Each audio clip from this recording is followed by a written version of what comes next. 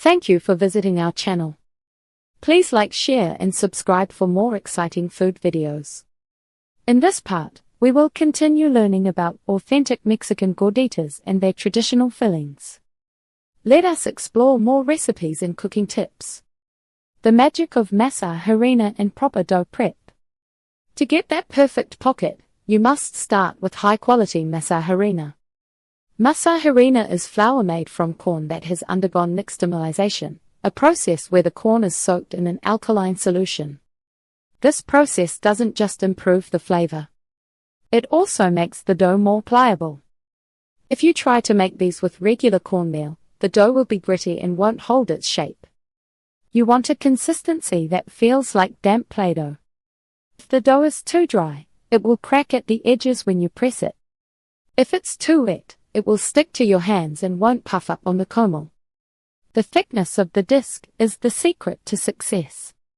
If you make it too thin, you won't be able to slice it open without it falling apart. If it's too thick, the outside will burn before the inside is fully cooked. When the thickness is just right, the heat creates a physical separation between the two outer layers. This creates a hollow space that is just waiting for salsa and meat.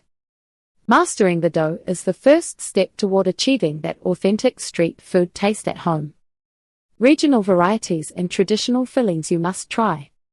Mexico is a vast country with diverse culinary traditions, so it's no surprise that gorditas change as you move from one state to another. In central Mexico, especially around Mexico City, you will often find gorditas de chicharrón. These are unique because the cook mixes crushed pork rinds directly into the dough before cooking it. This gives the entire pocket a smoky, salty flavor. In these areas, the focus is often on an earthy, toasted taste. People usually cook them on a dry comal without much oil, resulting in a healthy but filling meal. If you travel north toward places like Durango or Nuevo León, the style shifts. Northern gorditas are frequently smaller and deep-fried until they are incredibly crispy. These versions feel more like a snack or a light lunch. You might also encounter gorditas de horno in rural areas, which are baked in wood-fired ovens. These baked versions have a denser, bread-like quality and are sometimes slightly sweet. Because the dough is so versatile, it acts as a blank canvas for whatever ingredients are local to that specific region. Popular savory stuffings from chicharrón to nopales. The real fun begins once the pocket is open. One of the most classic fillings is chicharrón prensado, which is pressed pork skin simmered in a spicy guajillo chili sauce. The fat from the pork soaks into the corn dough, making every bite rich and flavorful. For those who prefer something lighter, beans and crumbled cotija cheese are a popular choice.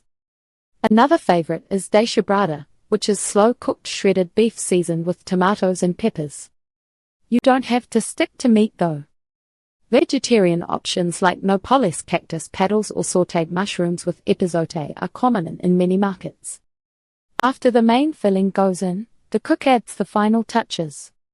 Unlike tacos, where toppings sit on top, a gordita's toppings go inside the pocket. Most people add a spoonful of bright green or red salsa, finely chopped raw onions, and fresh cilantro. Some even add a dollop of thick Mexican crema, or a slice of avocado to balance the heat of the salsa. Thank you for watching.